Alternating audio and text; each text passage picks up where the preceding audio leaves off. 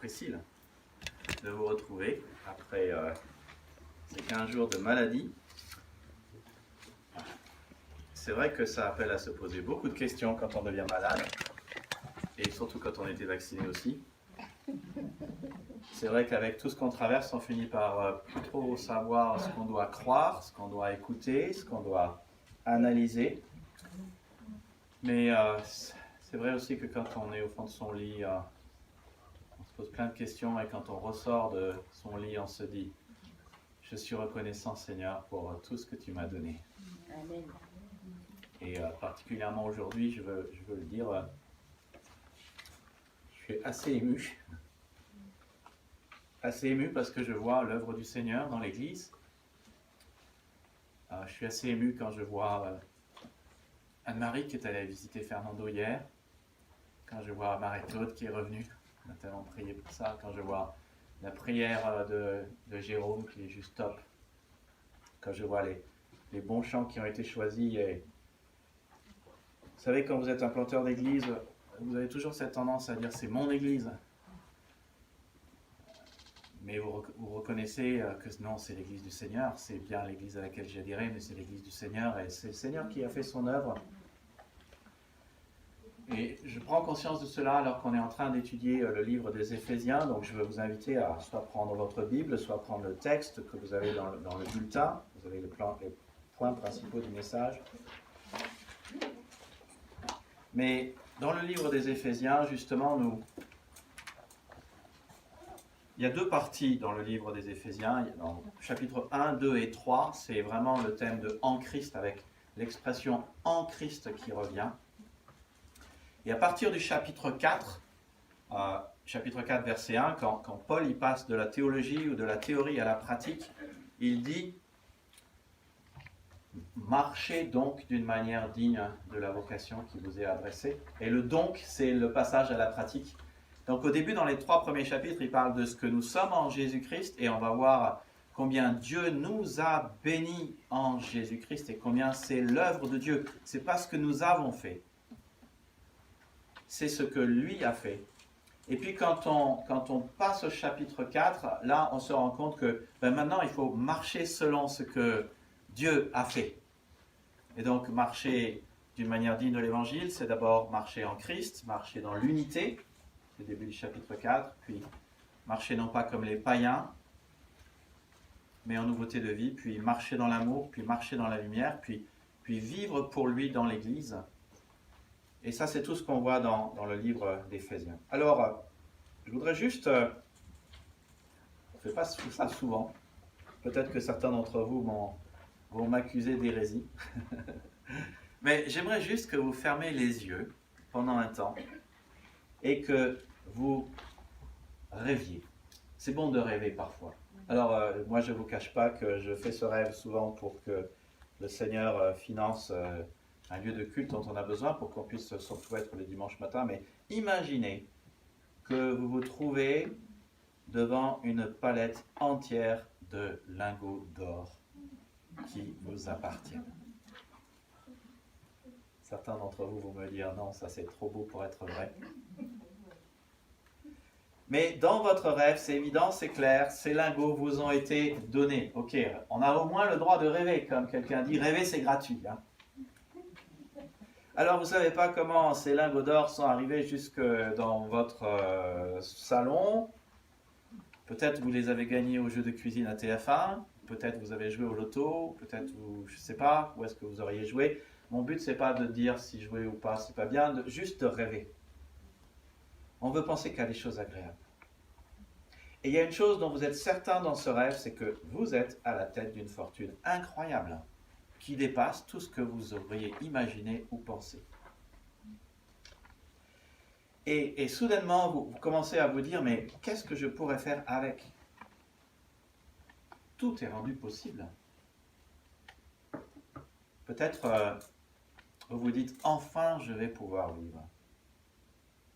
Enfin, je vais pouvoir, et là vous imaginez à ce que vous aimeriez tant avoir, une belle maison, un jardin,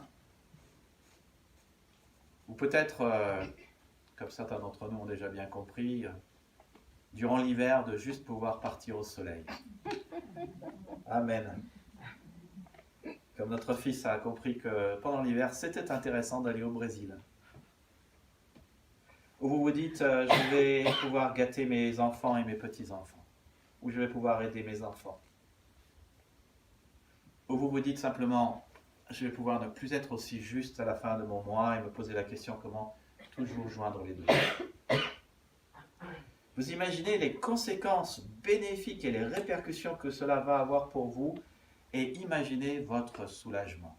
Jusqu'à maintenant, il fallait faire attention aux fins de mois, subir les hivers froids parisiens.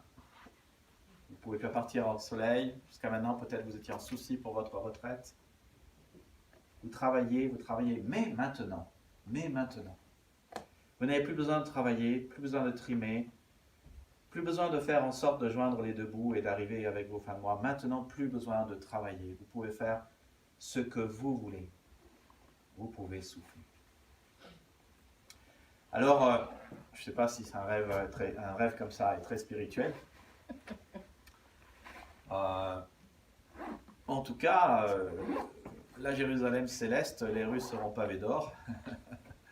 Et tout l'or et l'argent du monde nous sera donné à ce moment-là.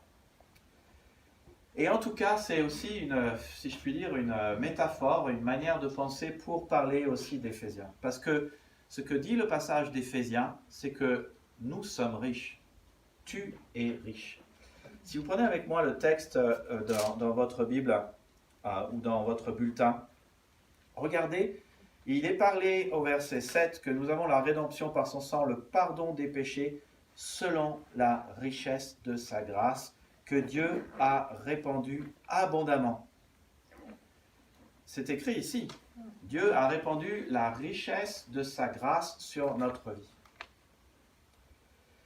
Et c'est pour ça que, après avoir vu l'épître aux Philippiens, qui était une épître positive, et on avait besoin de positif en septembre, mais bon, le climat n'a pas toujours changé en France, on est toujours dans les mêmes trucs. Alors quand on nous dit que la semaine prochaine, le nombre de contagions va continuer de baisser, je ne sais pas, on verra bien.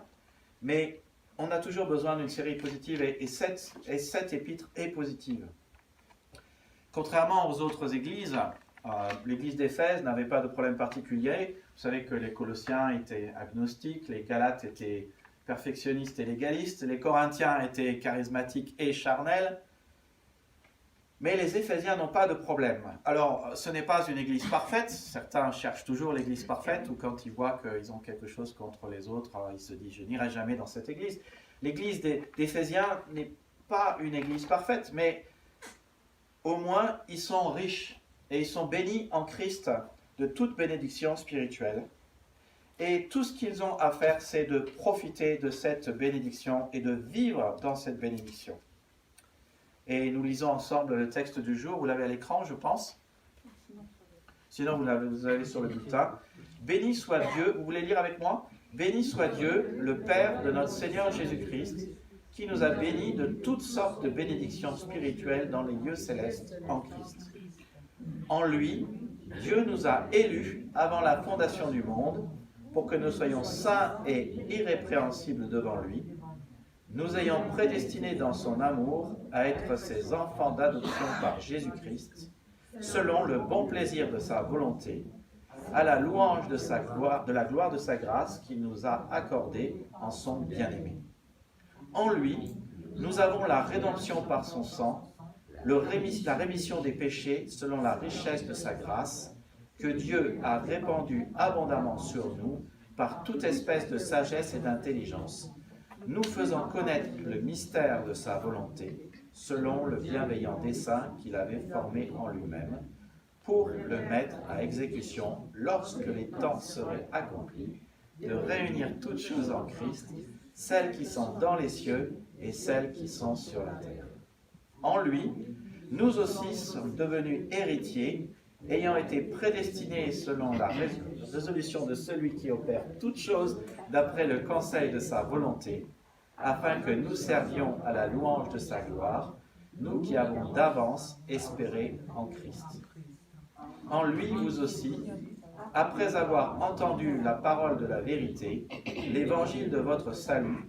En lui vous avez cru et vous avez été scellés du Saint-Esprit qui avait été promis, lequel est un gage de notre héritage pour la rédemption de ceux que Dieu s'est acquis à la louange de sa gloire. Alors notez ce que Paul dit au verset 3. Tu es riche de toute bénédiction spirituelle dans les lieux célestes en Christ Jésus. Et ce n'est pas un rêve, ce n'est pas une chose cette fois à imaginer, c'est une chose non plus à désirer, mais une chose qui est réelle et qui change vraiment notre vie. Il y a des réalités qui, quand on vit ces réalités ou quand on rencontre ces réalités, notre vie s'en retrouve transformée. Nos expériences s'en retrouvent transformées. C'est Dieu, le Père de notre Seigneur Jésus-Christ, qui te l'a donné. Et cette bénédiction, c'est l'essence de ta vie. Sans la bénédiction de Dieu, sans cette bénédiction, rien n'aurait de sens dans ta vie. Et c'est d'ailleurs la raison pour laquelle nous nous réunissons aujourd'hui. Parce qu'elle a un sens, la bénédiction du Seigneur. Nous nous réunissons parce qu'il nous a déjà bénis de toute bénédiction spirituelle. Et puis, nous nous réunissons aussi parce que nous savons que là où 2 ou 3 sont réunis, il est au milieu de nous, Jésus est au milieu de nous, et qu'il y a Jésus, il y a une puissance en Jésus. Et quand on le rencontre, notre vie s'en trouve transformée et nous avons encore plus sa bénédiction. Nous sommes tellement bénis que nous ne pouvons pas ne pas répondre à la riche bénédiction de Dieu en lui disant « Béni sois-tu ». Comme Paul le fait ici, « Béni soit notre Dieu et Père ». Et alors, ça c'est ce qui devrait être vrai. Mais certains qui ne sont pas parmi nous aujourd'hui pensent que, ok, d'accord, je suis béni de toute bénédiction spirituelle, mais après tout, je ne suis pas plus ému que cela. Comme hier, on discutait au groupe de maison de l'une des membres du groupe qui présentait Jean 3,16 à quelqu'un et qui était là et qui était complètement dubitative, vous avez bien compris ce que je veux dire, dubitative devant Jean 3,16 et qui ne savait pas quoi dire. Et c'est d'ailleurs pour ça que juste après, dans le texte d'Éphésiens, au verset 15 jusqu'au verset 22, Paul demande à Dieu, à cause de toutes ces bénédictions, que vraiment les Éphésiens, je le dis avec un vocabulaire français courant, vraiment que les Éphésiens puissent avoir une pleine conscience de la bénédiction de Dieu et de la puissance qu'il y a en Jésus. Parce qu'à des moments, nous avons vraiment besoin d'être éclairés et d'avoir de nouveau nos yeux en face des trous pour ne pas oublier ces choses qui sont merveilleuses et que Dieu nous a données.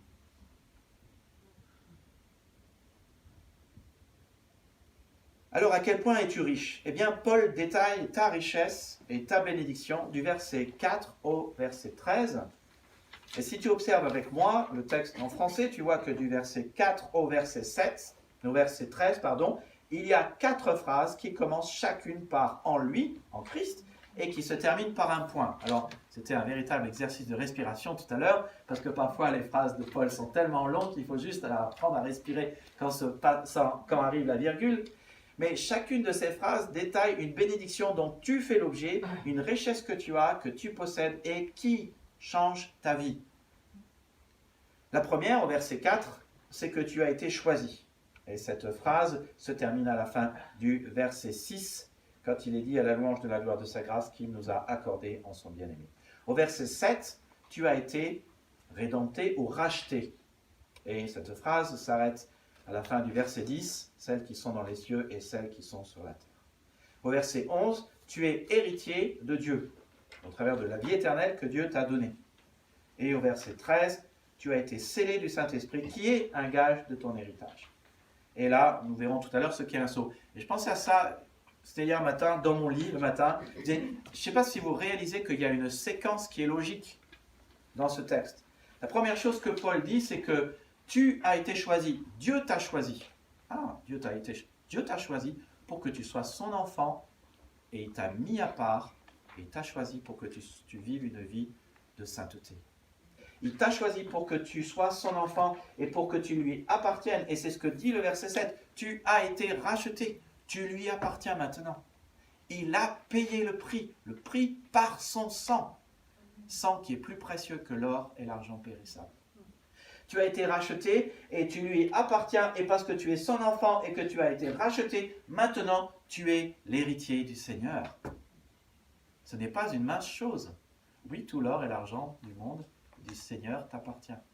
Tu n'auras peut-être pas ici-bas sur terre, mais... Et tu as cet héritage, et la preuve que tu as cet héritage, c'est qu'au moment où tu t'es converti, où tu as cru en Jésus-Christ, Dieu t'a donné le Saint-Esprit. Il a mis son tampon sur toi et tu es scellé. Tu lui appartiens, c'est la preuve que tu lui appartiens, et c'est la preuve, c'est le prépaiement de l'héritage que tu as besoin, que tu auras. Et ce qui est intéressant dans ce texte, c'est que chaque fois, ou presque, que Paul parle de la bénédiction que Dieu t'a accordée, il dit qu'est-ce qui t'a été donné, qui te l'a donné, quand ça a été donné, comment ça a été donné, pourquoi ça a été donné, et quel est l'objectif et le but de Dieu pour lui et pour toi. Et Paul détaille ainsi les bénédictions que Dieu t'accorde pour que tu les connaisses et en profites. Et il va les décrire de manière détaillée. Voici la première, donc en Christ, tu as été choisi. Le texte réapparaît à l'écran. En lui, Dieu nous a élus. Dieu t'a élu. Il a regardé toute l'humanité, il a regardé le monde entier, il a regardé les humains de tous les temps, et son regard, son attention s'est arrêté sur toi. Pourquoi? Je ne sais pas. Mais il a fait un choix. Il a prononcé un mot et il a dit « Aline, tu m'appartiendras. Anne-Marie, tu m'appartiendras. Nicolas, tu m'appartiendras. » Et du coup, par son choix de ta personne, il t'a fait sortir d'une humanité perdue, d'une humanité qui n'a pas de sens, pour te faire rentrer dans sa famille et dans son royaume. Quand est-ce que cela est arrivé? Avant la fondation du monde, avant que tu ne naisses, avant que tes parents ne naissent, que tes ancêtres ne naissent, que le jardin d'Éden soit créé, avant que la terre n'existe pour le jardin d'Éden, avant que l'univers n'ait été créé pour la terre, pour le jardin d'Éden, pour nos ancêtres Adam et Ève, et pour que tu naisses un jour. Dieu, dans sa tête, savait déjà que tu naîtrais, et il a dit, toi, je te choisis, tu seras à moi. Et il y a un super mystère là-dedans, au sens humain du terme, ça s'appelle la prédestination. C'est un mystère que Calvin, Wesley, Arminius ont tous tenté de percer, un interminable débat entre tous les camps, qui parfois même divise les églises, avec une question clé, sur quelle base Dieu choisit-il? Ben oui, et c'est une bonne question à se poser. Pourquoi est-ce que Dieu t'a choisi? Je vais te dire, il y a une autre question qui est tellement mieux que pourquoi est-ce que Dieu t'a choisi? Et en fait, c'est même pas une question, c'est Dieu t'a choisi. Et pourquoi? Par amour, ça c'est sûr. Et ce qui est super, c'est que Dieu t'a pas choisi parce que tu es beau, Dieu t'a pas choisi parce que tu es grand, Dieu t'a pas choisi parce que tu sais bien parler, ou tu sais bien faire ceci, ou bien faire cela. Dieu t'a choisi parce qu'il t'aime. Et c'est indépendant de ce que tu es, ce que tu fais, ce que tu mérites. Et ça, c'est juste super. Moi qui étais petit garçon, troisième enfant de la famille, sur lequel toujours on râlait, qui n'avait jamais le droit de dire quoi que ce soit, et qui faisait toujours moins bien que les autres, c'est un trésor inestimable que Dieu m'ait choisi alors que je ne faisais rien de bien, pas grand-chose de bien dans la famille. Calvin prétend que Dieu choisit seulement ceux qui veut sur la base de son libre choix, parce que l'homme est tellement mauvais qu'il ne peut faire un bon choix raisonnable par lui-même. Alors il faut que Dieu fasse le bon choix à sa place. Wesley estime que l'homme est mauvais, mais il a besoin d'un coup de pouce. C'est de cela dont Jésus parle quand il dit « Personne ne peut venir à moi si le Père ne l'attire ». Il faut que Dieu nous donne un coup de pouce pour qu'on choisisse Dieu. Mais bon, n'exagérons rien, dit Wesley, l'homme est encore capable de faire le bon choix, à condition d'être un peu aidé. Et Arminius estime que l'homme est mauvais, mais toujours capable de faire le bon choix entre la vie et la mort, sinon Dieu ne dirait pas « choisis la vie ». Mais tout ceci se résume en une question. À la fin de notre passage, nous voyons que l'homme doit choisir quand même. Dieu est souverain et choisit, et il aura toujours le libre choix. Mais à la fin de notre passage, dans le chapitre, au verset 14, au verset 13, il est bien dit qu'après avoir entendu la parole de la vérité, l'évangile de votre salut, en lui, vous avez cru. L'homme doit faire le choix de croire. Et vous savez, le plus sûr moyen de savoir, parce que je connais des gens qui disent « Mais non, on ne va pas aller évangéliser tout le monde, parce que Dieu a ses élus. » Il y a des gens qui ne sont pas faits pour être chrétiens.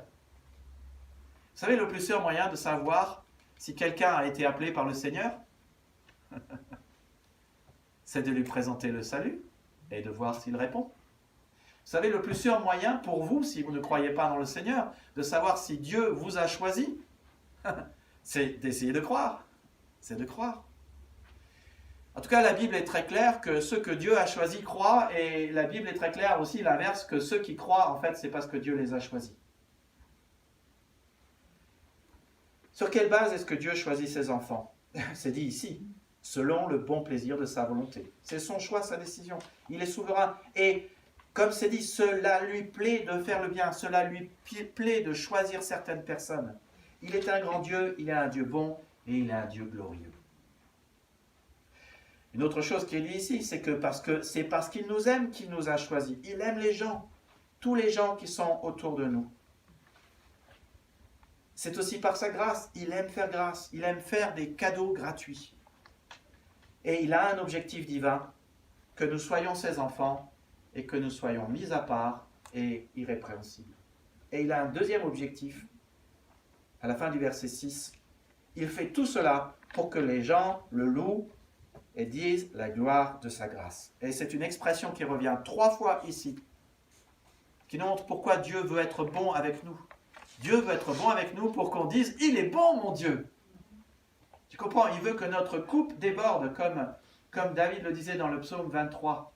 « Tu oins d'huile ma tête et ma coupe déborde. » Il veut que notre coupe déborde, que notre coupe soit tellement remplie de bénédictions, qu'on dise « Mon Dieu, il est bon, regarde ce qu'il a fait pour moi. » Il aime faire du bien pour que tous le louent et que tous disent qu'il est un grand Dieu. Et ça, c'est la raison pour laquelle nous nous réunissons le dimanche. Nous avons été choisis. Et ce n'est pas une petite chose. Nous sommes le peuple du Seigneur. Nous sommes l'église du Seigneur. Pas l'église de Nicolas, pas le peuple de Nicolas, l'église du Seigneur. Il nous a choisis. Et puis, en Christ, tu as été racheté. Tu as été racheté. Versets 7 à 10. Je ne relis pas le texte, on l'a lu tout à l'heure, mais c'est dit au début, en lui nous avons la rédemption. Qu'est-ce que cela veut dire? Le mot utilisé dans le grec, c'est le même mot qui est utilisé, enfin c'est la même racine qui est utilisée dans Marc 10, 45. C'est l'idée qu'il y a une rançon qui a été payée pour toi. Il y a une somme d'argent que Dieu, si je puis dire, a ramassée et est allé donner à quelqu'un. Marc 10, 45, Jésus le dit lui-même, le Fils de l'homme n'est pas venu pour être servi, mais pour servir et donner sa vie comme la rançon de beaucoup. On parle de la puissance que Jésus a dans notre vie, elle est révélée ici. Voilà la puissance que Jésus a eue à la croix par son sang. Nous avons été délivrés, une rançon a été payée et nous ne mourrons pas parce que cette rançon a été payée. Il a payé le prix global pour nous délivrer. La rédemption, c'est l'image connue du rachat d'esclaves. Les esclaves sont mis en vente et le maître qui veut des esclaves vient et les achète en y mettant le prix. Et lorsqu'ils payent leur prix, ils payent leur rançon et il en devient le propriétaire. Quel prix a été payé? C'est dit ici. C'est l'importance d'observer un texte. Regarde, entre la rédemption par son sang et la rémission des péchés, il y a une virgule. Ce que ça veut dire, c'est une virgule de ce qu'on appelle d'apposition. C'est comme si tu mettais le signe égal entre la première expression et la deuxième expression. En lui, nous avons la rédemption par son sang égale la rémission des péchés. Le prix qui a été payé, c'est le prix de notre péché. La rédemption, c'est la rémission des péchés parce que Jésus a payé le prix par son sang. Jésus a payé pour tous nos péchés et ça, c'est le prix qui a été payé. Et c'est ce qui fait que maintenant, c'est comme si tu dois une dette à une banque, mais une autre banque passe et rachète ton crédit. Ton crédit passe maintenant à cette nouvelle banque et tu ne dois plus rien à l'ancienne banque, tu dois tout à la nouvelle banque. Paul reprend ce thème dans Romains 6, versets 18 à 19. Ayant été affranchis du péché, vous êtes devenus esclaves de la justice. Je parle à la manière des hommes, c'est ça l'idée. Jésus a payé ta dette, donc tu ne dois plus rien au péché. Plus rien du tout. Bon, la comparaison avec la banque a une limite. Et cette limite, c'est que ta nouvelle dette n'a pas été simplement rachetée par ton nouveau créancier, comme si tu ne devais plus rien à l'ancienne banque et tout à la nouvelle, comme si tu devais encore payer ce qu'il serait juste de payer à ton nouveau propriétaire. Non, ta dette a été payée totalement. Tu comprends, le truc, c'est qu'il n'y a plus rien à payer à Jésus.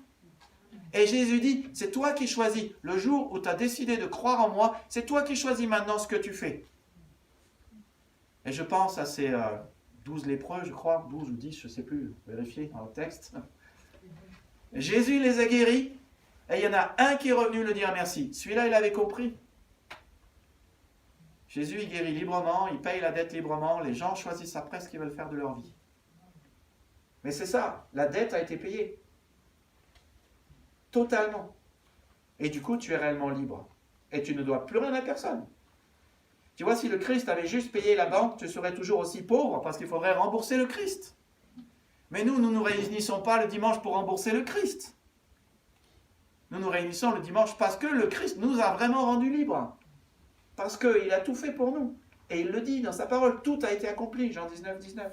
Si donc le Fils vous a franchi, vous serez réellement libre. Jean 8, 36, tu l'es. Si le Christ le dit, s'il dit que tu es réellement libre, c'est que tu l'es. Et qu'il n'y a rien à rembourser. Quand est-ce que ton rachat a eu lieu? À la croix. Jésus dit, Luc 23, 34, « Père, pardonne-leur, car ils ne savent pas ce qu'ils font. » Jean 19, 19, tout est accompli. Tout a été payé. C'est l'expression pour dire, quand quelqu'un avait une facture, on mettait un tampon dessus, tout a été payé, tampon rouge. Il a effacé l'acte dont les ordonnances nous condamnaient et qui subsistait contre nous, et il l'a éliminé en le clouant à la croix. Ce jour-là, tout a été payé. Et si vous voulez comprendre le salut, c'est comme si le jour de la croix, une réserve de paiement a été provisionnée pour toi. Tu imagines, parfois comme on voit dans certains westerns américains, il y a ce grand château d'eau, un grand château d'eau dans lequel il y a l'eau. Tu vois, c'est ça. Avec Christ à la croix, Jésus a fait une réserve de pardon, de grâce. Tout a été provisionné. Et le jour où tu as cru, cette réserve de paiement a été transmise à ta vie. Une réserve de paiement a été transférée sur ton compte. Plus de dettes. Tu n'appartiens plus au péché et tu ne dois plus rien au péché. Tu es riche de la richesse de la grâce de Dieu et tu es libre. Tu vois combien c'est important de le savoir parce que si tu ne le sais pas, tu continueras de vivre en esclave. Tu continueras de vivre comme si tu dois des choses au péché. Et Dieu se faisant un objectif précis, et il dit quel est cet objectif, Éphésiens 1, 10. Son objectif, c'est de réunir toutes choses en Christ, celles qui sont dans les cieux et celles qui sont sur la terre. Dieu réunit tout ce qui existe en Christ. Cela veut dire à la fois qu'il cherche à réconcilier tous les hommes. Cela veut dire que son royaume est ouvert et que sa famille est ouverte et qu'il se constitue sa famille et son royaume. Cela veut dire que nous avons tous un accès auprès du Père. Cela veut dire que la famille des rachetés, la famille des enfants de Dieu et la famille des pardonnés. C'est une famille qui a tellement en commun qu'elle se réunit déjà ici-bas et qu'elle se réunira là-haut. C'est une allusion, sans doute, on verra cela à la moitié du chapitre 2, aux Juifs et aux Grecs qui étaient divisés et qui s'en voulaient et qui étaient des ennemis, mais Jésus-Christ les a rassemblés. Aujourd'hui, on pourrait dire, les Blancs, les Africains, les Antillais, les Asiatiques, tous on est réunis en Jésus. Amen. C'est de ça la France a besoin. Hein. Tous réunis.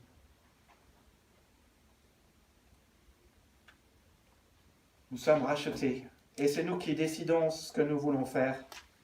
Et moi, je trouve que ce qui a le plus de sens, c'est que chaque jour, le dimanche, le peuple des rachetés, le peuple des élus, se réunit pour savourer la victoire qui a été gagnée en Jésus-Christ, parce que le jour de la victoire, le dimanche où Jésus est ressuscité, c'est le jour de notre victoire. Et tout ce que nous faisons ici-bas n'est qu'une répétition pour l'éternité, où nous pourrons chanter des chants aussi excellents qui ont été choisis aujourd'hui, aussi beaux, non seulement parce que Xuan Lam les a choisis, mais parce qu'ils parlent de la plus belle personne dans laquelle il y a la plus belle puissance qui s'appelle Jésus. Et pour rien au monde, je voudrais rater un dimanche. Et puis, troisième bénédiction et troisième richesse, c'est que nous sommes des héritiers. Tu es un héritier. C'est dit dans le verset 11 à 12, c'est clair, nous sommes aussi devenus héritiers. Tu es l'héritier de celui qui a la plus grande fortune au monde. Si nous sommes des enfants de Dieu, nous sommes aussi héritiers. Héritiers de Dieu, co-héritiers de Christ. Et Paul dit, vous voyez, ce n'est pas un futur là, c'est un présent. Nous sommes héritiers. Tout ce que Dieu possède est à toi. Tu réalises ce dont on parle? Quand je disais que tu es riche, tu l'es. Il y a quelque temps, il y avait une personne assez proche, peut-être qui regardera même ces vidéos, qui avait dit, quand je meurs, je donne mon appartement au Seigneur. J'ai dit, amen, ma sœur. Nous, on était plutôt contents, parce que pour le bâtiment, ça aiderait. Bon, puis finalement, elle dit, bon, ben, j'ai vendu mon appartement. Alors, bon, j'avais cette discussion avec un responsable de l'église qui me disait, oh, mince alors quoi. Je disais, tu sais, le Seigneur, tout l'or et tout l'argent lui appartient. Alors, qu'importe, le Seigneur a plus d'un tour dans son sac. Paul nous dit dans Romains 4,13 que l'héritage du monde a été promis à Abraham et à sa postérité que nous sommes. Et c'est pour cela que je n'ai pas peur de prier. Priscille connaît nos prières pour le bâtiment, que Dieu nous donne 2 millions d'euros. Nous devons avoir un local à nous le dimanche matin. Combien de gens déjà m'ont dit, j'ai au moins 1, 2, 3 personnes par semaine qui me disent, je vous appelle parce que je veux venir au culte dimanche. Je dis amen. S'il vous plaît, le culte est à quelle heure le matin? Je dis, ah non, notre culte est l'après-midi, 16h. En fait, je pense qu'il y a un problème de profil entre l'église de l'ADD le matin et de notre sur Google, je pense. Mais c'est bien parce que tous les gens de l'ADD qui veulent venir dans notre église, d'abord, ils m'appellent à moi. C'est bien. Il va falloir qu'on résolve ça. Je dis, mais non, en fait, le culte est à 16h chez nous. Ah, je vous remercie. Merci, monsieur. J'ai dit, on vous verra? Non, non, moi, je veux venir le dimanche matin. Voilà une des raisons pour lesquelles nous voulons passer le dimanche matin. Pour beaucoup de gens, la vraie église, c'est le dimanche matin. Je ne sais pas où est-ce qu'ils ont lu cela dans la Bible. Parce que dans la Bible, l'église, ce n'est pas un événement, ce n'est pas un créneau horaire, ce n'est pas dimanche 10h à 12h. L'église, d'abord, c'est toute la semaine. L'église, c'est le peuple de Dieu. Et l'église, c'est des pierres vivantes. Et l'église ne grandira que quand les gens comprendront que l'église, ce n'est pas un créneau. L'église, c'est des pierres vivantes. Ce sont des gens qui s'appellent. Ce sont des gens qui s'envoient des SMS pour s'encourager. Ce sont des gens qui se retrouvent. Ce sont des gens qui, toute la semaine, adorent le Seigneur ensemble. C'est le peuple des élus, le peuple des rachetés. La fortune de Dieu et sa richesse nous appartiendront totalement. Bon, Jésus est très clair et j'aime son humour. Quand il dit clairement qu'il n'y a personne qui, ayant abandonné son père, sa mère, ses enfants, sa famille, ses terrains, sa maison, ne recevra pas au centuple ici-bas ou dans le siècle présent. Merci Jésus. Au moins comme ça c'est clair. Ce sera peut-être pour plus tard. Mais il est dit quand même qu'il y a un héritage pour maintenant. 1 Pierre chapitre 1 verset 3 à 5. Béni soit Dieu le Père de notre Seigneur Jésus-Christ. Il y a un héritage pour maintenant et il y a un héritage pour plus tard. Qui, selon sa grande miséricorde, nous a régénérés pour une espérance vivante par la résurrection de Jésus-Christ d'entre les morts, pour un héritage qui ne peut ni se corrompre, ni se souiller, ni se flétrir. Il vous est réservé dans les cieux, à vous qui êtes gardés par la foi pour le salut, prêt à être révélé dans les derniers temps. Il y a un héritage qui nous est réservé dans le ciel, et on aura et on sera riche dans le ciel. Mais ce n'est pas à dire que nous n'avons pas des portions ou des avances sur cet héritage ici-bas. Le verset d'après en parle. Le Saint-Esprit est une avance sur cet héritage. Je pense à Actes 20, 32, où Paul, parlant aux anciens d'Éphèse, alors qu'il monte à Jérusalem et que le Saint-Esprit lui a révélé qu'il sera livré là-bas, il dit « Je vous recommande à Dieu et à la parole de sa grâce, à celui qui peut édifier et donner l'héritage avec tous les sanctifiés. » Et il est clair qu'il ne parle pas ici d'un héritage uniquement pour demain, mais d'un héritage réservé aux saints. Un héritage qui nous vient quand nous nous consacrons quand nous nous focalisons sur la parole de Dieu.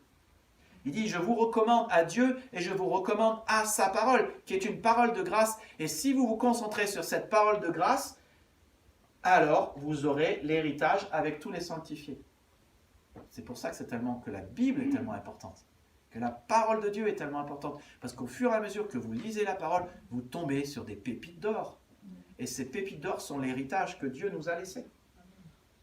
Un héritage dont nous pouvons déjà profiter. Et on peut lister déjà certains de ces héritages dont nous pouvons déjà profiter.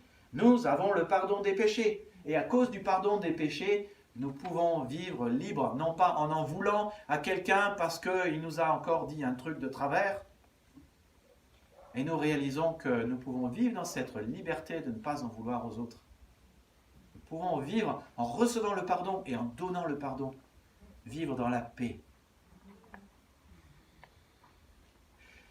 La foi est un bien précieux que Dieu nous a donné. Une nourriture qui nous fait grandir. Une chose qui nous fait déplacer des montagnes. Je pense à la lumière que Dieu nous a donnée. C'est la lumière des frères et sœurs en Christ qui voient aussi dans notre vie ce que nous ne voyons pas. Je pense au libre accès auprès du Père que nous avons, où Dieu est toujours dispo pour nous. Je pense à ces dons parfaits et ces grâces excellentes, comme dit Jacques 1, verset 16. Tout don parfait et toute grâce excellente descend du Père des Lumières, chez lequel il n'y a ni changement ni ombre de variation. Et tu notes, et c'est important, que tu es l'héritier de Dieu. Ce n'est pas une chose que tu acquiers par tes efforts, mais que nous avons grâce à Dieu. Tu notes le passé composé passif. Nous sommes devenus héritiers. Ce n'est pas « je me suis fait héritier ». Ce n'est pas « Seigneur, j'ai fait tellement d'œuvres que maintenant je mérite ces œuvres et ces œuvres. C'est à cause de cela que je mérite cet héritage. » Non, l'action est menée sur nous et c'est Dieu qui nous a donné ce statut. C'est Dieu qui a mené l'action. C'est Dieu qui a fait que nous soyons ses héritiers. Et le texte va plus loin. Il dit « prédestiné, suivant la résolution de celui qui opère toutes choses d'après le conseil de sa volonté. » On lit ça, c'est une longue phrase, on dit « ouais, second, c'est bon, c'est une bonne traduction », mais en fait, on ne comprend pas grand-chose. Ça veut dire quoi, prédestiné, suivant la résolution de celui qui opère toutes choses d'après le conseil de sa volonté? Ça veut dire juste une chose toute simple en français courant, que nous sommes héritiers selon le plan qu'il a mis en œuvre pour nous, par sa volonté.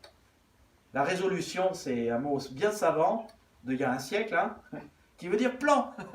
Selon le plan qu'il avait, selon le travail qu'il a fait, ça c'est quand il a dit, il opère toutes choses selon le travail qu'il a fait, d'après le conseil de sa volonté, parce qu'il a bien voulu, c'est tout. Aussi simple que cela. Il avait un plan, il avait une volonté, et il a agi. C'est son œuvre, pas notre œuvre. Nous ne sommes pas élus parce que nous l'avons choisi, mais parce que lui, il était premier et il a choisi. Nous ne sommes pas élus, nous ne sommes pas héritiers parce que nous l'avons voulu ou gagné, mais parce que lui a fait. Et son plan ne s'arrête pas là. Il est dit encore qu'il fait cela dans un but précis. Il fait cela pour que, fort et riche de son héritage, nous soyons au service de la louange de sa gloire. C'est la deuxième fois que cette expression apparaît. Et le mot louange veut dire simplement qui Dieu est et ce que Dieu a fait. Et l'idée, c'est que dans nos conversations que nous avons avec lui dans la prière, ou dans nos conversations que nous avons avec les non-chrétiens, avec nos proches, avec les gens de notre famille, nous disions du bien de lui. Quand l'un de nos fils nous dit « j'ai eu de la chance », nous disons « non, c'est pas parce que tu as eu de la chance, c'est parce que Dieu t'a béni. » Parce que je sais que Dieu est un Dieu bénissant, parce que je le vois dans ma vie, et je sais que si tu as réussi, c'est surtout parce que Dieu a bien voulu t'ouvrir la porte et t'a accordé cette grâce. Le louer, c'est le complimenter, l'approuver, le recommander. C'est dire ce que Dieu a fait pour nous dans notre vie. Et Dieu veut que notre vie déborde tellement de sa bénédiction que nous disions de lui qu'il est quelqu'un de bien. Et puis, nous en venons à la quatrième richesse que Dieu nous donne, c'est que tu es scellé du Saint-Esprit. Là encore, je ne relis pas le verset 13 et 14. Est-ce que vous ne trouvez pas que la vie ici-bas est difficile? Qu'est-ce qui trouve que la vie est facile? Vous voulez lever la main? Qu'est-ce qui trouve que la vie est difficile? Oui, la vie est difficile. Et qu'est-ce qui trouve que la vie du croyant est difficile aussi? Oui, je pense. Bon, on est tous d'accord pour dire que d'avoir Jésus, la puissance de Jésus, d'avoir le Saint-Esprit, ça nous aide. Mais nous voyons notre vie, moi je vois ma vie. Je manque de force, je manque d'énergie. J'ai besoin sans cesse de plus de sagesse, j'ai besoin sans cesse de plus de soutien. Et chacun de nous, nous sommes dans cette situation. Nous sommes incapables de comprendre ce que Dieu nous dit par nous-mêmes. Nous sommes aussi incapables de le mettre en pratique. Je pense à la conversation qu'on avait dans notre groupe de maison vendredi soir. Je disais, bon alors comment on fait pour servir le Seigneur? Et quelqu'un disait, ben, déjà la base c'est essayer de respecter les 10 commandements. On est d'accord, c'est la base. Vous pouvez me citer les 10 commandements? Qui est-ce qui me les cite? Qui est-ce qui veut essayer? Levez la main, qui est-ce qui veut essayer? Le problème, c'est que nous n'arrivons pas à citer les 10 commandements. Alors comment pouvons-nous les garder dans notre propre vie? Par nous-mêmes, c'est tellement... La vie ici-bas est difficile, la vie chrétienne est difficile. Mais Dieu sait que c'est difficile, tu vois. Jésus, il sait que c'est difficile. Et c'est pour ça qu'il est venu sur cette terre, pour nous donner un salut gratuit. Et c'est pour ça qu'il est venu en présence et qu'il nous a laissé sa présence, le Saint-Esprit. Il nous l'a promis de nombreuses fois. Vous recevrez une puissance, vous serez mes témoins. Tu vois, le Saint-Esprit nous aide à être les témoins de Jésus. Il a dit, je vous enverrai un autre consolateur. Tout seul, nous ne pouvons pas y arriver. C'est pour ça que le Saint-Esprit est celui qui est envoyé à nos côtés. Paraklétos, envoyé à nos côtés. Jésus a dit, si quelqu'un a soif, qu'il vienne à moi. Jésus sait que nous avons soif, nous avons besoin d'être rafraîchis. Seuls, nous ne pouvons pas y arriver. Nous avons besoin de lui. Et il parle du Saint-Esprit dans Jean 7, 38, 39. Dans Ézéchiel 36, Dieu dit, je répandrai sur vous une eau pure et vous serez purifiés. Dieu, il sait que nous ne pouvons pas être purs par nous-mêmes, que nous avons besoin de la purification, du pardon des péchés. De nombreuses fois, le Saint-Esprit est comparé à la pluie du ciel, une pure bénédiction pour les terres du Moyen-Orient. Et Dieu nous a enrichis de la plus grande richesse qu'il y a, parce que sans le Saint-Esprit, nous ne pourrions ni traverser les temps difficiles, ni traverser cette vie ici-bas, ni vivre notre vie chrétienne. Tout l'or et tout l'argent du monde lui appartiennent, mais il y a mieux que tout l'or et tout l'argent du monde. C'est celui qui possède tout l'or et tout l'argent du monde dans notre vie. Tu vois? J'ai mis dans le bulletin, vous savez, le sens de l'offrande. Le sens de l'offrande, c'est que nous avons compris que le donateur est plus grand que les dons. Et qu'il vaut mieux s'attacher au donateur qu'au don. Et chaque fois que je donne mon offrande à Dieu, je m'attache, c'est un exercice de lâcher prise. Le matérialisme, il dit, je garde tout à moi. Le lâcher prise, il dit, Seigneur, je sais que sans toi, je ne serai rien et je n'aurai rien. Et donc, je t'offre cela par reconnaissance parce que je sais très bien qu'il vaut mieux m'attacher au donateur qu'au don. Tu vois, le donateur est plus précieux que l'argent, que l'or et l'argent lui-même. Et c'est ce qu'est le Saint-Esprit dans ma vie, dans notre vie. Quand est-ce que nous le recevons? C'est très clair dans le texte, dans Éphésiens 1, 13 à 14. En lui, vous aussi, après avoir entendu la parole de la vérité, l'évangile de votre salut, vous avez cru et vous avez été scellés du Saint-Esprit. D'abord, tu entends la parole de la vérité, ensuite tu crois et enfin tu reçois le Saint-Esprit. Cela refute la croyance que certains ont, que parce que Dieu prédestine certains à être sauvés, ils reçoivent d'abord l'Esprit, puis ensuite les aide à faire le bon choix et à choisir Dieu. Dieu est clair. Il y a une séquence, d'abord on croit, et ensuite on le reçoit. Il y a d'autres textes qui parlent de cela, dont Jean 7, 37, 38, 39. Si quelqu'un a soif, qu'il vienne à moi, qu'il boive. Il dit cela de l'Esprit que devaient recevoir ceux qui croiraient en lui, car l'Esprit n'était pas encore, parce que Jésus n'avait pas été encore glorifié. Et puis il y a aussi Galates chapitre 3, qui montre très clairement que d'abord on croit, et ensuite on reçoit le Saint-Esprit. Notez que dans ce texte, Paul dit clairement que tous en sont scellés. Tous ces lecteurs, les Éphésiens, tous ceux qui croient en Jésus en sont scellés. La même chose dans 1 Corinthiens chapitre 12, quand Paul dit que vous avez tous été abreuvés du Saint-Esprit. Parce que parfois il y a des gens qui disent, non mais en fait on reçoit le Saint-Esprit, il y a un moment dans notre vie chrétienne, après la conversion, où on reçoit le Saint-Esprit, où on a vraiment le Saint-Esprit. Et le Saint-Esprit, le signe du Saint-Esprit, c'est le parler en langue. Alors si vous croyez ça, c'est complètement faux. Relisez 1 Corinthiens 12, tous ne parlent pas en langue, alors que tous ont reçu le Saint-Esprit. Et les Corinthiens étaient complètement charnels. Complètement charnels. Pourtant, Paul dit, vous avez tous été abreuvés d'un seul esprit et vous avez tous été baptisés dans un seul esprit. Tous ont le Saint-Esprit, tous ont bu au Saint-Esprit, tous ont été baptisés du Saint-Esprit, tous l'ont. À partir du moment où tu crois, tu reçois le Saint-Esprit. Et puis, je pense particulièrement à Jean 7, 37, 39, à Galates 3, qui disent clairement, donc tu crois, tu reçois le Saint-Esprit. Mais tous, et là, Paul parle d'une autre notion, tous en sont scellés. Qu'est-ce que ça veut dire? Le sceau, autrefois, c'est quand un seigneur écrivait une lettre, il mettait la lettre il fermait la lettre, et il mettait un sceau dessus. Et ça voulait dire plusieurs choses. Ça voulait dire que d'abord, il est le roi et cette lettre est investie de son autorité. Celui qui porte la lettre reçoit son autorité. Celui qui a son sceau reçoit son autorité. C'était une authentification de la lettre. Ça voulait dire aussi que personne ne pouvait l'ouvrir. Et Paul reprend ce thème dans 2 Corinthiens chapitre 3 où il dit que vous êtes une lettre ouverte. Vous êtes une lettre que, en fait, Dieu envoie à lui-même, s'envoie à lui-même. Il vous envoie dans le ciel. Et personne ne peut intercepter cette lettre. Alors, selon les commentateurs, il y a plusieurs interprétations de cela.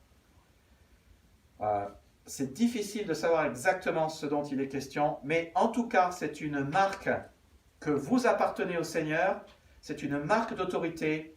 Et il est aussi repris l'idée du sceau qui parfois était cette marque chauffée dans le feu et mis sur le flanc des agneaux pour qu'on sache que ceux-là, ils appartiennent à tel maître.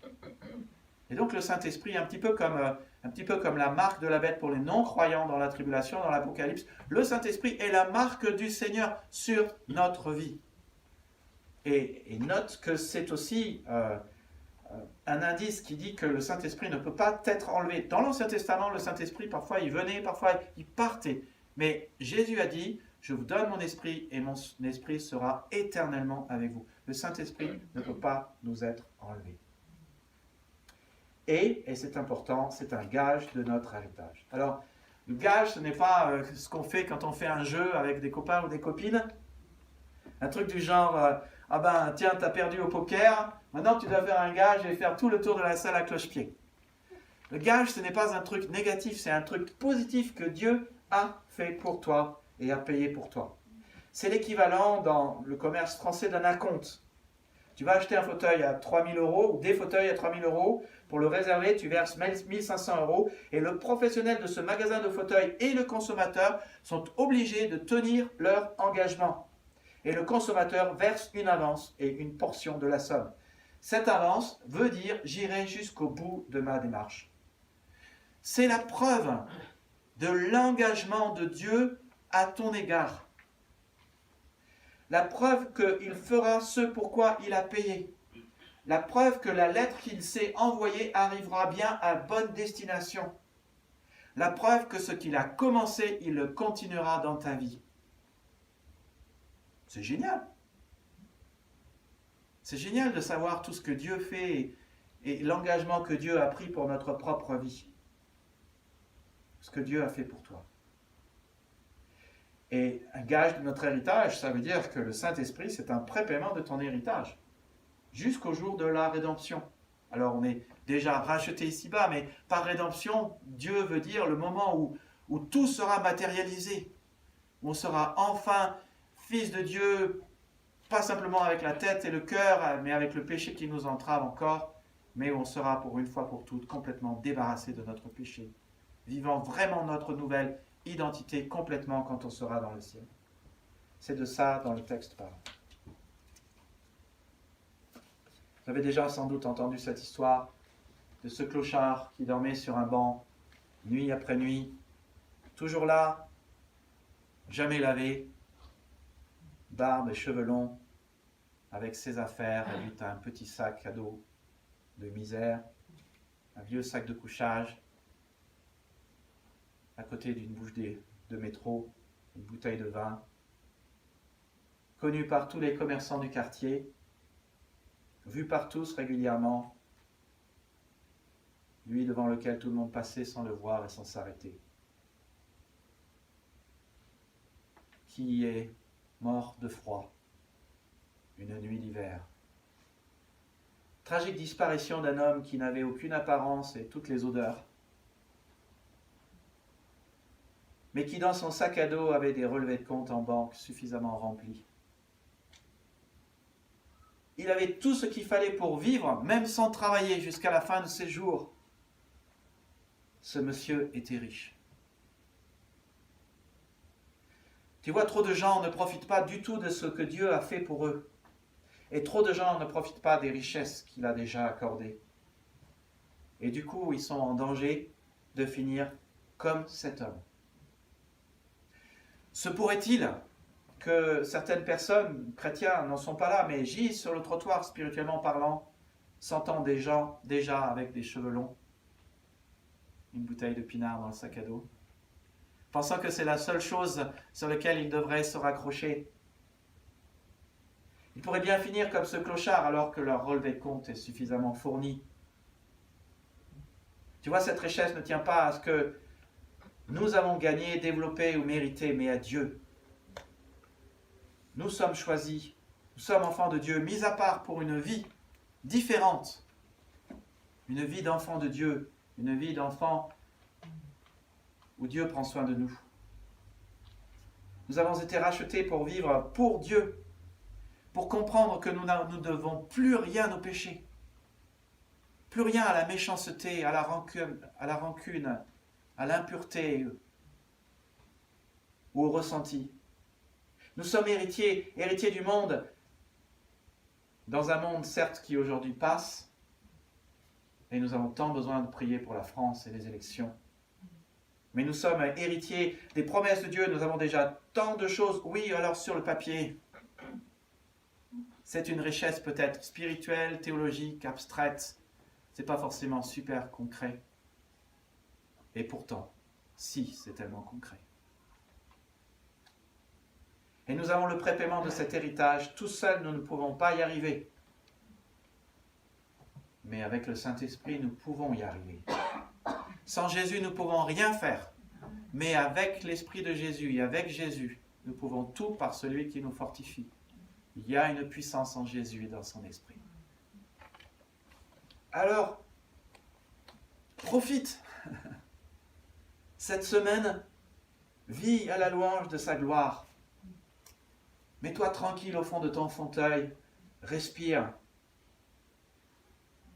et repasse en ton cœur que tu as été choisi, que tu as été racheté, que tu es héritier et que tu as déjà le prépaiement de ton héritage par le Saint-Esprit. Profite et dis simplement, j'ai un Dieu qui est trop cool, j'ai un Dieu qui est bon.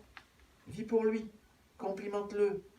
Dans tes conversations avec les autres, dans tes conversations avec lui, dis du bien de lui. Vis simplement à la louange de sa gloire. On prie. Seigneur, c'est bon de repasser en nos cœurs ce que tu fais pour nous et ce que tu as fait pour nous. Seigneur, ce sont des vérités spirituelles, mais qui ont bien leur importance pratique dans la vie de tous les jours. Seigneur, quelle grâce de savoir que tu as choisi chacun de nous. Non pas parce que nous le méritons, non pas parce que nous le valons bien, non pas parce que nous avons une valeur personnelle développée par nous-mêmes. Seigneur, tu as jugé que nous avions tellement de valeur que tu nous as choisis. Merci pour cet amour qui nous fait du bien. Merci parce que cet amour supplante notre mauvaise estime de nous-mêmes. Seigneur, c'est bon de savoir que tu nous as choisis. Merci Seigneur Jésus-Christ, parce que tu es Dieu, tu l'as prouvé à la croix. Tu as cloué l'acte dont les ordonnances nous condamnaient. Tu as payé notre péché. Et tu es ressuscité, prouvant par là que tu étais bien Dieu parce que Dieu ne pouvait pas crever. Prouvant que tu es le fils de David qui devait instaurer le royaume éternel de Dieu en Israël et sur la terre entière.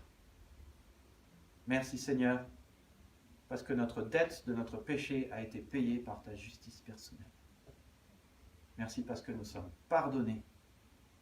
Et grâce à cela, nous pouvons nous pardonner nous-mêmes, nous pouvons faire la paix avec toi, être réconciliés avec toi et vivre dans le pardon chaque jour. Merci Seigneur parce que tu nous aimes toujours. Ton amour est plus fort. Seigneur, Merci parce que tu as fait de nous tes héritiers. Merci pour la nuance que tu nous apportes dans ta parole, que nous toucherons au centuple tout ce que nous avons perdu ici-bas dans le ciel ou ici-bas. Nous le toucherons un jour, mais qu'il y a quand même des bienfaits et un héritage que nous avons ici-bas, des choses bonnes et positives que nous pouvons avoir chaque jour. Et merci Seigneur, parce que tu sais que la vie est trop difficile ici-bas. Seigneur, tu as vu, chacune de nos mains ont été levées tout à l'heure quand j'ai posé la question de savoir si la vie était difficile ici-bas. Nous vivons des temps difficiles, Seigneur, et on ne sait pas de quoi demain sera fait. Toi seul le sais. Mais merci de ce que tu sais que c'est difficile pour notre vie. C'est difficile, Seigneur, de t'aimer de tout notre cœur et d'aimer notre prochain comme nous-mêmes. C'est difficile de pardonner. Mais tu nous as donné une aide. Tu sais que nous avons besoin d'aide et tu as appelé ton esprit. Tu nous as envoyé ton esprit, Seigneur Jésus.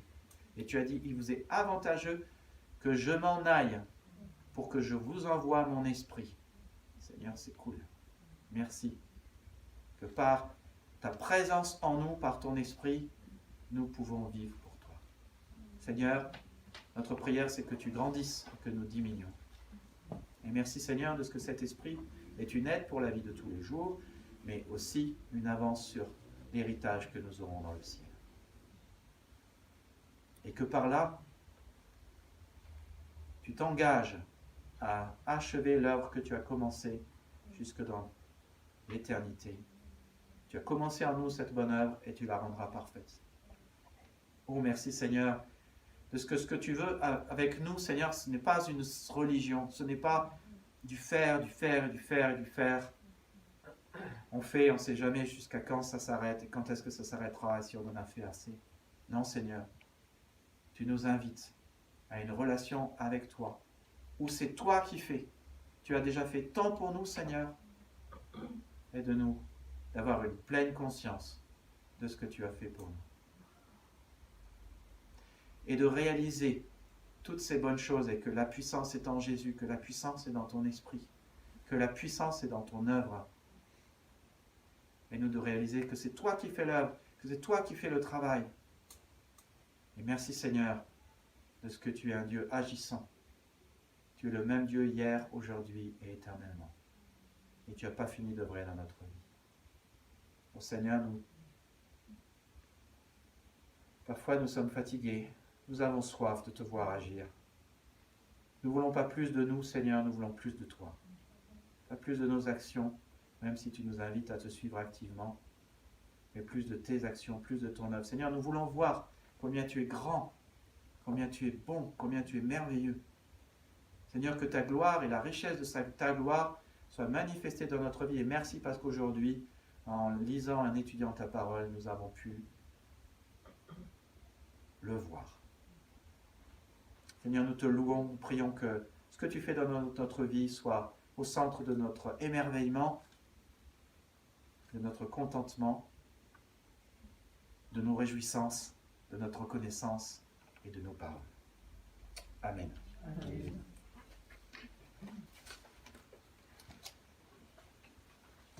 Toutes les annonces sont dans le bulletin. Je vous invite à les lire et je vous invite à chanter tous ensemble un dernier chant. Et n'oublions pas de nous saluer les uns les autres, de prendre des nouvelles les uns des autres. Les temps sont difficiles, plusieurs parmi nous sont malades.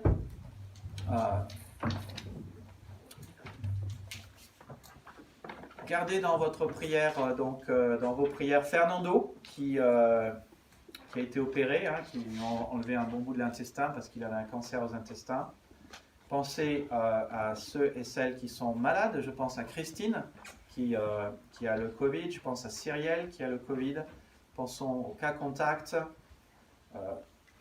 Je veux vous encourager à appeler les gens, à envoyer des SMS, à prendre de leurs nouvelles.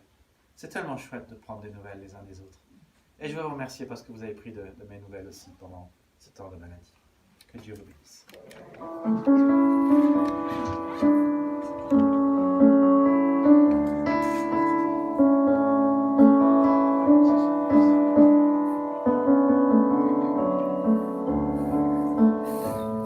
Béni soit ton nom, où tu donnes l'abondance et déverses ta bienveillance. Béni soit ton nom. Et béni soit ton nom. Quand ma vie traverse un désert, quand je marche vers l'inconnu, béni soit ton nom. Tes bienfaits font naître en moi des chants de louange. Et même au cœur de la nuit, Seigneur, je redirai, béni soit le nom du Seigneur, béni soit ton nom, béni soit le nom du Seigneur, béni soit ton nom glorieux. Béni soit ton nom, quand sur moi brille le soleil, quand la vie semble me sourire, béni soit ton nom. Et béni soit ton nom, sur la route semée de souffrance, s'il m'en coûte d'offrir ma louange, béni soit ton nom. Tes bienfaits font naître en moi des chants de louange.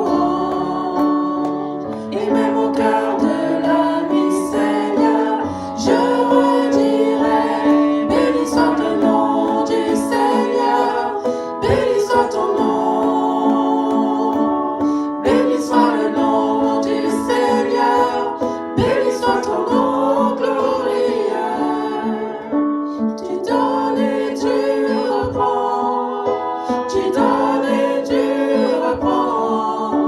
Mon cœur choisit de dire, oh béni soit ton nom. Tu donnes et tu reprends, tu donnes et tu reprends. Mon cœur choisit de dire, oh béni soit ton nom. Béni soit le nom du Seigneur, béni soit ton nom, béni soit le nom du Seigneur, béni soit ton nom glorieux, béni soit le nom du Seigneur, béni soit ton nom,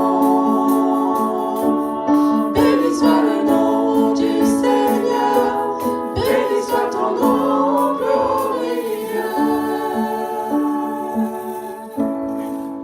Très bonne semaine à tous.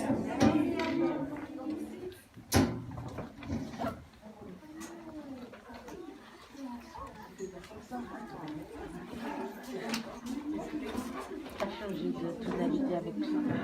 Oui. Pourquoi tu... Parce que c'est pas avec le tu chantes d'habitude, t'as perdu ton repère.